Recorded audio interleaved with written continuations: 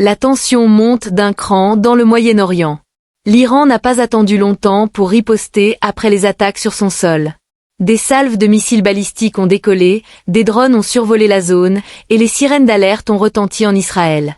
Mais l'affaire ne s'est pas arrêtée là. Soudain, l'alerte s'est étendue au Golfe, où l'Arabie Saoudite, le Koweït, le Qatar, Bahreïn et les Émirats arabes unis ont élevé leur niveau de défense.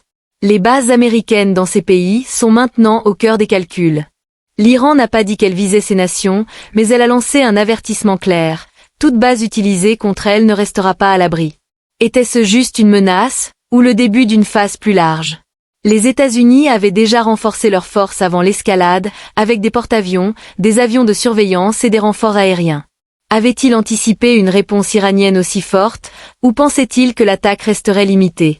Le plus dangereux, c'est la géographie.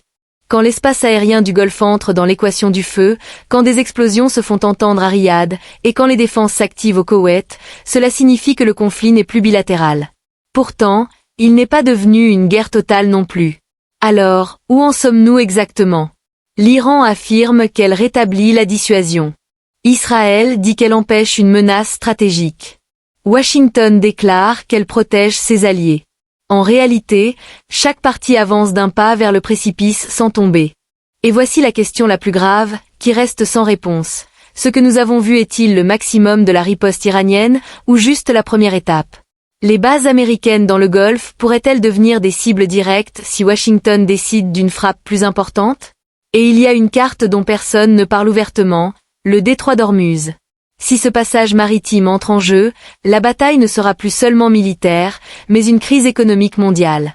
Nous sommes face à une escalade à plusieurs niveaux, missiles, bases, géographie, énergie. Mais que planifie vraiment l'Iran? Et les États-Unis ont-ils la capacité de contenir ce qu'ils ont lancé sans que le feu s'étende? Décomposons la scène étape par étape. Pourquoi l'Iran a-t-elle élargi sa réponse au lieu de se limiter à Israël? Militairement, l'Iran n'était pas obligé d'étendre la tension.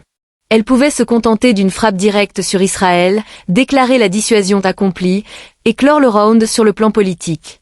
Mais ce qui s'est passé était totalement différent. La riposte n'a pas été conçue comme la fin d'un round, mais pour redéfinir les règles d'engagement. Téhéran sait qu'un affrontement direct conventionnel avec les États-Unis serait inégal, vu la supériorité aérienne et navale américaine. Donc, elle ne mise pas sur une bataille décisive rapide, mais sur une pression graduelle. Quand les missiles traversent l'espace du Golfe, et quand l'Arabie Saoudite, le Koweït, le Qatar, Bahreïn et les Émirats passent en alerte, l'Iran ne cherche pas à allonger la liste des ennemis. Elle élargit plutôt le cercle des coups. Le message est clair, la région est liée sur le plan sécuritaire, et toute attaque contre l'Iran ne restera pas confinée à un seul théâtre. Cet élargissement place Washington face à une équation plus complexe. Protéger Israël est une chose, mais défendre un réseau de bases militaires étendues dans le Golfe en est une autre. Plus la géographie s'élargit, plus les points de friction potentiels augmentent, et chaque point porte un risque d'erreur. Mais pourquoi maintenant précisément? Parce que l'Iran voulait prouver qu'elle n'est pas seulement sous pression, mais capable d'inverser l'équation. La frappe israélienne visait à freiner ses capacités et à la dissuader. La réponse iranienne voulait dire que la dissuasion ne sera pas à sens unique. Pourtant, une chose n'a pas encore eu lieu. L'Iran n'a pas fermé le détroit d'Ormuz, n'a pas déclaré une guerre totale, n'a pas visé directement des installations pétrolières. Cela signifie que le plafond de l'escalade n'est pas totalement brisé. Donc, la question qui s'impose maintenant, est-ce la réponse finale que Téhéran voulait imposer, ou sommes-nous face à une phase préparatoire pour une étape plus grande? Et si les États-Unis intervenaient militairement de façon directe? Jusqu'à présent, Washington a renforcé sa présence militaire, mais n'est pas entré officiellement dans un affrontement ouvert sur le sol iranien. Cette différence maintient l'équilibre fragile actuel. Mais si les États-Unis décident d'une frappe directe et large en Iran, l'équation changera radicalement en quelques heures. Dans ce cas, Téhéran ne traitera pas l'affaire comme un round limité, mais comme une guerre réelle. La riposte ne sera pas missile contre missile seulement, mais un réseau d'escalade graduelle sur plusieurs niveaux.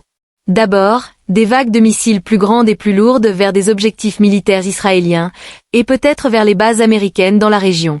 Ensuite, une pression navale claire dans le Golfe, via des mouvements militaires qui haussent la tension autour du détroit d'Ormuz, sans besoin d'une fermeture officielle.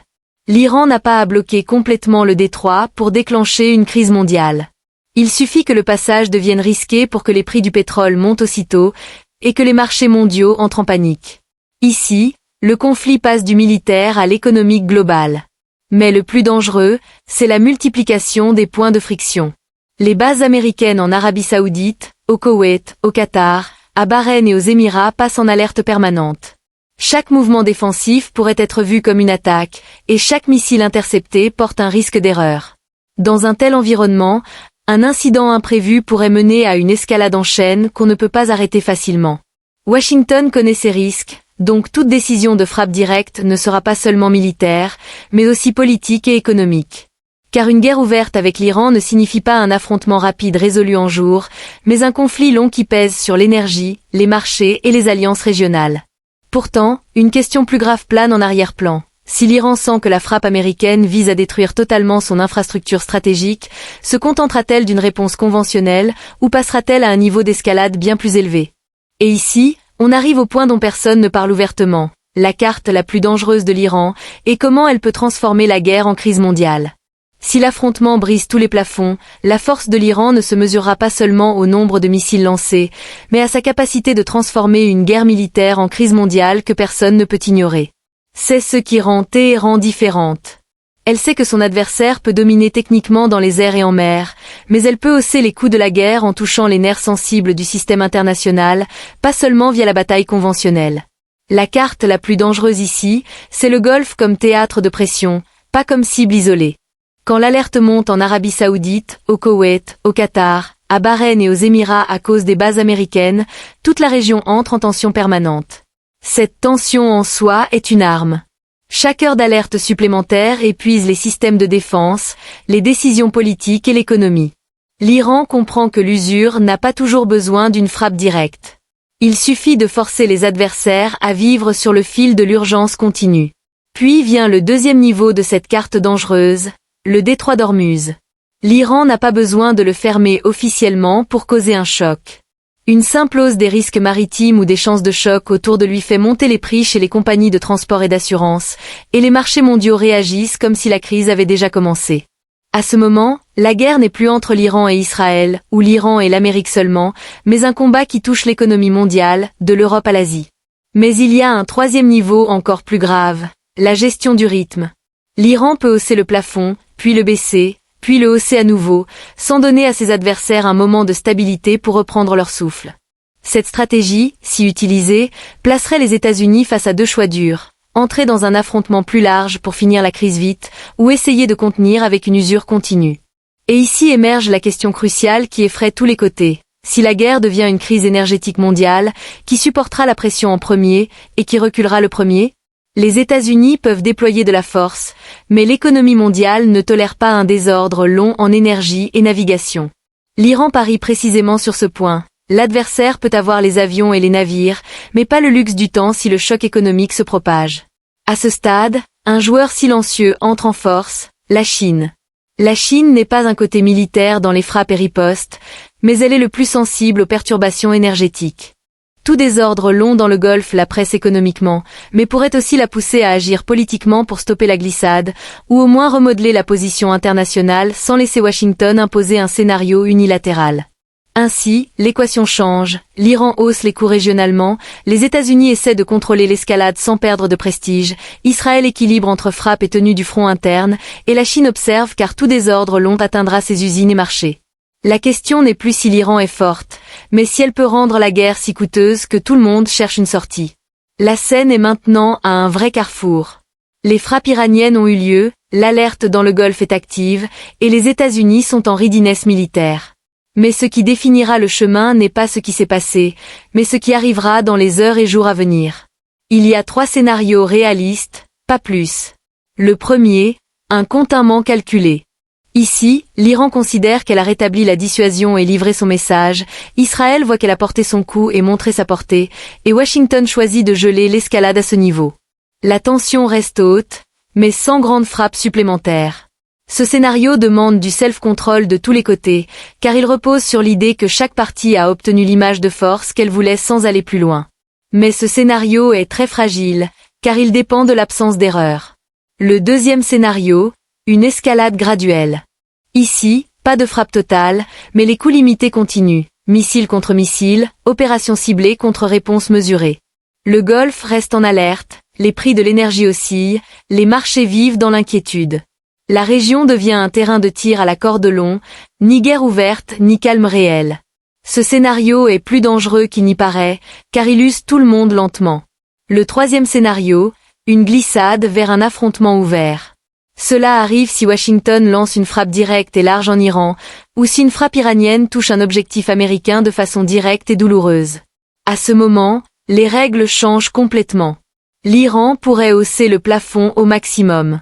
La pression navale dans le Golfe pourrait devenir une crise réelle. Les marchés mondiaux pourraient entrer en choc vrai. Et ici, le conflit ne sera plus régional seulement, mais global. Le danger dans ce scénario n'est pas juste la taille du feu, mais la vitesse de perte de contrôle. Dans un environnement chargé comme ça, une décision erronée pourrait déclencher une chaîne de réactions impossible à stopper facilement. Mais un élément clé dans tous ces scénarios, la décision politique. La force militaire est là, les missiles sont là, les bases sont là, mais qui décide de briser le plafond? L'Iran a prouvé qu'elle est prête à élargir la riposte, Israël a montré qu'elle peut frapper en profondeur, et les États-Unis sont face à un test. Répond-il avec pleine force, ou essaie-t-il de rétablir le rythme?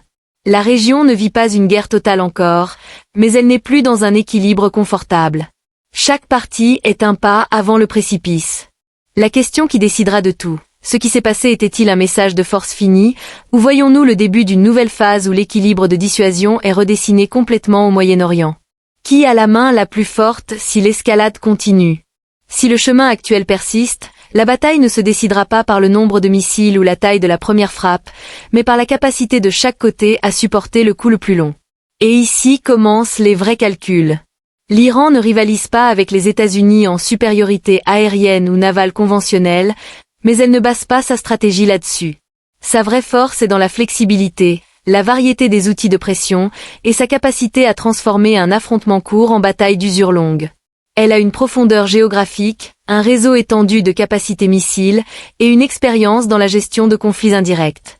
Si l'affrontement entre en phase prolongée, elle parie que ses adversaires fatigueront politiquement et économiquement avant que sa puissance militaire ne s'effondre totalement. Israël a une supériorité technique claire, des systèmes de défense aérienne avancés, et un soutien américain direct. Mais elle a aussi un front interne sensible. Chaque round long signifie pression sur l'économie et la société, et chaque missile qui passe les défenses signifie un choc politique. Donc, Tel Aviv tend vers des rounds rapides et décisifs, pas des conflits ouverts sans limite de temps clair.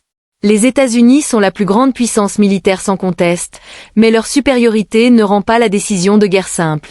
Tout affrontement large avec l'Iran signifie un déploiement militaire coûteux, une pression sur les marchés énergétiques et un engagement dans une région déjà en tension chronique.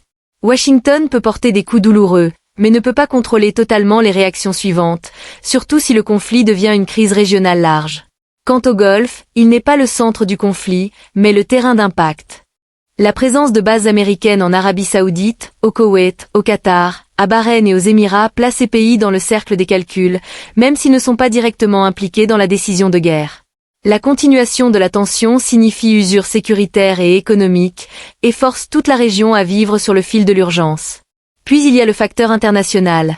Tout désordre long dans le détroit d'Ormuz ou les marchés énergétiques poussera les grandes puissances à agir politiquement, car l'affaire ne restera pas militaire seulement. La guerre ici ne se mesure pas juste par la destruction, mais par son impact sur l'économie mondiale. Donc, qui a la main la plus forte? La réponse n'est pas absolue. L'Iran a la capacité d'escalade asymétrique et de hausser les coûts. Israël a la supériorité technique et le soutien stratégique. Les États-Unis ont la force écrasante, mais pas le luxe d'un engagement sans calcul. L'équation réelle n'est pas qui peut frapper le plus fort, mais qui peut tenir la phase la plus longue sans s'effondrer politiquement ou économiquement. Et ici, on arrive au point pivotal. Si l'escalade continue, la victoire ne sera pas claire pour un côté, mais la question sera qui décidera de reculer en premier, et qui redessinera la nouvelle ligne rouge où tout le monde s'arrêtera. C'est le moment de redessiner le Moyen-Orient. Ce qui se passe maintenant n'est pas juste un round militaire passager, mais un test pour l'équilibre de dissuasion dans toute la région. L'Iran voulait prouver que frapper chez elle ne passe pas sans prix, donc elle a élargi la riposte et inclut plus d'un théâtre dans les calculs. Israël voulait frapper en profondeur pour empêcher une menace qu'elle voit comme existentielle. Les États-Unis se sont trouvés entre protéger l'allié et empêcher l'explosion régionale. Mais la vérité la plus importante, chaque partie a avancé jusqu'au bord du plafond, puis s'est arrêté un pas avant la rupture totale.